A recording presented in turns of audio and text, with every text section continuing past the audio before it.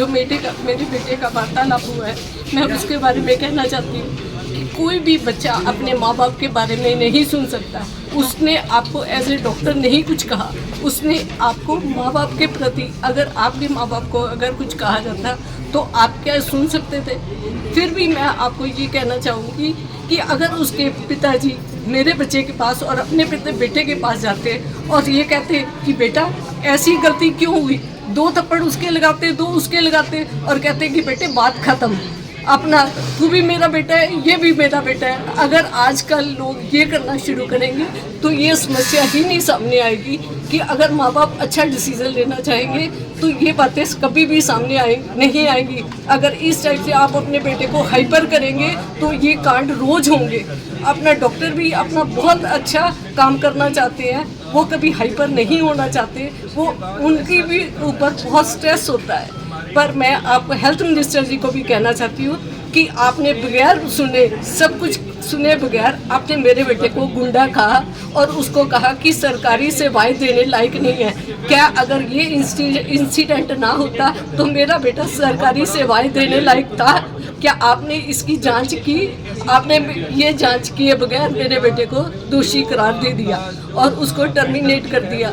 ये निर्णय मेरे को बिल्कुल भी बर्दाश्त से बाहर है। मैं आपसे हाथ जोड़कर विनती करती हूँ कि इसकी निष्पक्ष जांच होनी चाहिए और अर्जुन सिंह के पिताजी को भी कहना चाहती हूँ कि आप बच्चों को बच्चे बनने का वो मौका दो, ना कि उनको इतना हाइपर करो कि बच्चा किसी भी तरह ऐसे काम करें। और वहाँ के नेताओं को भी कहना चाहती हूँ कि आप अपनी जो विधानसभा है उसमें अच्छा काम करें, ना कि इस टाइप के कामों में साथ दें। 1 घंटे के अंदर अगर 150 बंदा वहां पहुंचकर मेरे बेटे को नुकसान पहुंचा देता तो इसका जिम्मेवार कौन था? आज भी ये कहा जा रहा है कि मेरा बेटा बाहर निकले तो हम उसका इलाज करेंगे। आप कैसा इलाज करेंगे मेरे बेटे का? क्या आज कोई भी डॉक्टर ये इलाज किसी का कर सकता है? नहीं कर सकता। इस दबाव में इलाज नहीं हो सकता।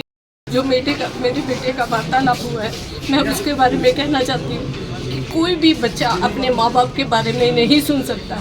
उसने आपको एज ए डॉक्टर नहीं कुछ कहा, उसने आपको माँ बाप के प्रति अगर आपके माँ बाप को अगर कुछ कहा जाता तो आप क्या सुन सकते थे?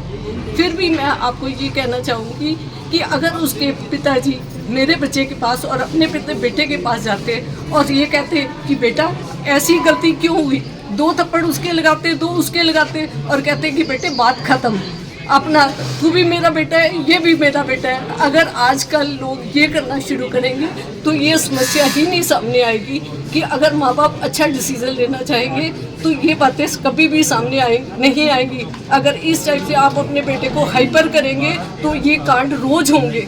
अपना डॉक्टर भी अपना बहुत अच्छा काम करना चाहते हैं, वो कभी हाइपर नहीं होना चाहते, वो उनकी भी ऊपर बहुत स्ट्रेस होता है। पर मैं आपको हेल्थ मिनिस्टर जी को भी कहना चाहती हूँ कि आपने बगैर सुने, सब कुछ सुने बगैर आपने मेरे बेटे को गुंडा कहा और उसको कहा कि सरकारी सेवाएं देने लायक नहीं है। क्या अगर ये इंसिडेंट ना होता तो मेरा बेटा सरकारी सेवाएं देने लायक था? क्या आपने इसकी जांच की? आपने ये जांच किए बगैर मेरे बेटे को दोषी करार दे दिया और उसको टर्मिनेट कर दिया।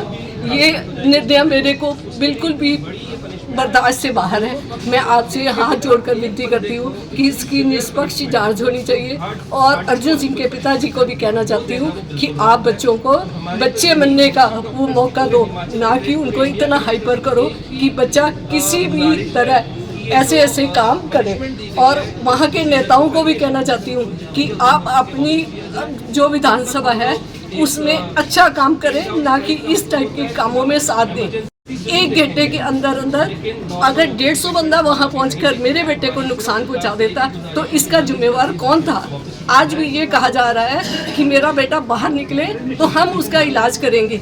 आप कैसा इलाज करेंगे मेरे बेटे का? क्या आज कोई भी डॉक्टर ये इलाज किसी का कर सकता है? नहीं कर सकता। इस दबाव में इलाज नहीं हो सकता।